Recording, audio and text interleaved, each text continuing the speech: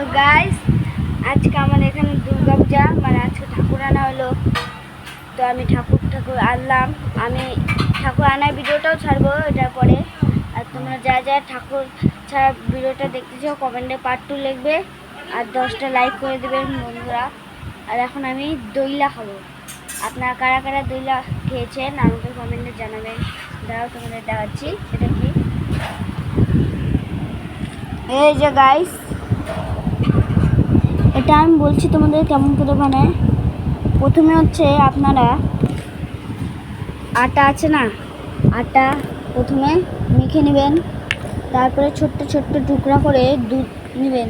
দুধ গরম করে দুধের মধ্যে ঢেলে একটু গরম করে হয়ে যাবে। আর যা কারা কারা খেয়েছো কমেন্টে জানাবেন কিন্তু বন্ধুরা।